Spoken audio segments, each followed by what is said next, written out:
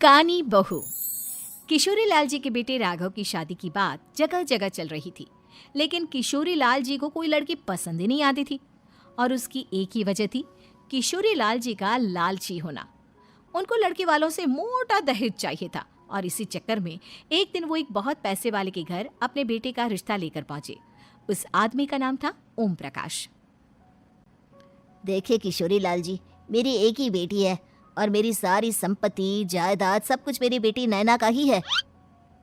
पापा, नाम से लगता है बहुत खूबसूरत होगी। कितना अच्छा नाम है ना, नैना। वैसे बात तो सही है आपकी। अब इतना पैसा है, जमीन जायदाद है, इकलौती बेटी, आप भी क्या करेंगे? सब कुछ उसे ही देंगे ना।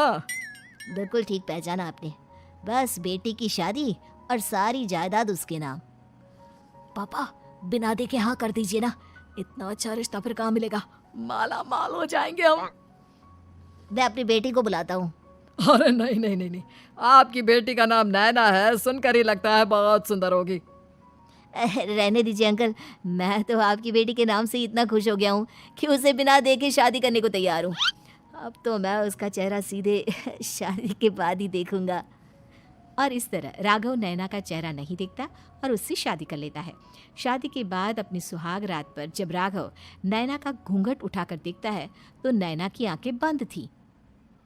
कितने खूबसूरत हो तुम नैना, जरा अपनी आंखें खोलकर मेरी तरफ देखो तो सही। नहीं, मुझे शर्म आती है। अरे, मैंने तुम्हें शादी से पहले भी नहीं देखा, और अब अगर तुम आंखें खोलकर मुझे देखोगी भी नहीं तो मुझे अच्छा कैसे लगेगा? इससे पहले कि नैना अपनी आंखें खोलकर राघव की तरफ देखती, अचानक से लाइट चली गई और राघव नैना को पूरी तरह से देख भी नहीं पाया। अगली सुबह नैना राघव के लिए नाश्ता बनाकर लेकर आई। अरे ये क्या, आधा पराठा सेका हुआ है और आधा बिल्कुल कच्चा। ये तुमने क्या किया नैना? बहू, तुमने क्या आधा पराठा तवे से नीचे लटका कर रखा था, जो आधा सेका है और आधा कच्चा? मुझे जितना दिखेगा उतना ही तो सीखूंगी ना पापा जी। जहाँ जहाँ मुझे नजर आ रहा था वहाँ मैंने सीख लिया, जहाँ जहाँ नहीं दिखा वहाँ कच्चा रह गया होगा। इसका क्या मतलब है? ये कैसा मजाक कर रही है तुम? अरे बहू, तुमने इतना लंबा घूंघट क्यों लगाया हुआ है? देखो, हमारे घर में बहुओं को बेटी की तरह रखा जाता है, और फिर तुम तो इतना सारा माल लेकर आई हो। देखो, ये घूंघट डालकर रखने की कोई ज़रूरत नहीं है। हाँ नैना, पापा जी ठीक कह रहे हैं, तुम तो आराम से रहो, अपना ही घर समझो। नैना अचानक से अपना घूंघट उठा लेती है। अरे ये क्या पापा, नैना की तो एक आंख फूटी हुई है। नाम से नैना, लेकिन ये तो कानी बहू निकली। मेरे साथ धोखा हुआ है, धोखा। बिना दिखाए अपनी कानी लड़की मेरे संग ब्याह दी। मुझे कानी बीवी नहीं चाहिए। मुझे अभी ओम प्रकाश जी से बात करनी पड़ेगी। आखिर उन्होंने मेरे साथ ऐसा किया क्यों?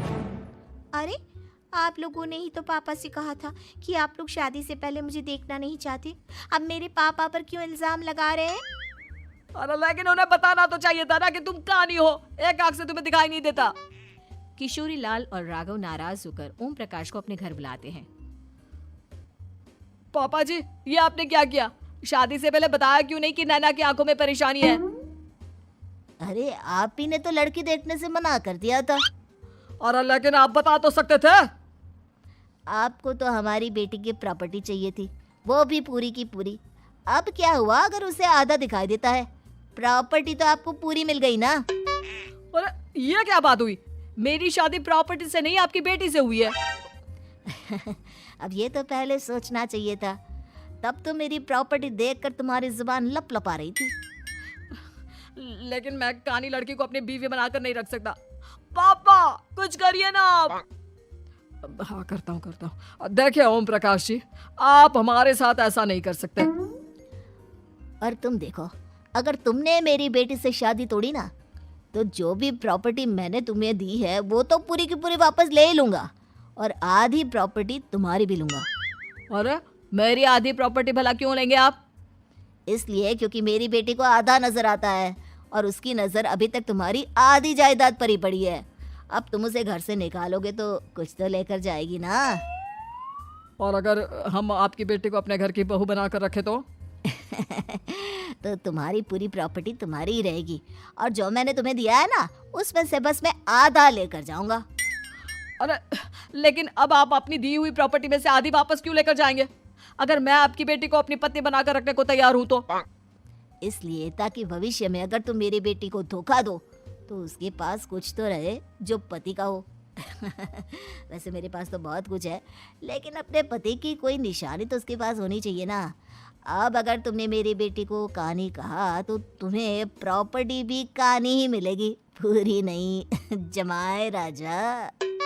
किशोरी लाल और राघव समझ चुके थे कि वो बुरी तरह फंस चुके हैं और अब उनके पास वहां से निकलने का कोई चारा नहीं है। अब समझ में आया ना, लालच बुरी बला होती है। एक तो तुम्हें प्रॉपर्टी मिली, ऊपर से बीवी मिली, उसमें तुम्हें नखरे भी दिखाने हैं। आए बड़े, चुपचाप बैठो दोनों। कुछ दिनों के बाद नैना राघव की कार लेकर बाजार घूमने निकलती है और जब कार लेकर वापस आती है, ये क्या, एक तरफ से मेरी गाड़ी पूरी खराब हो चुकी है।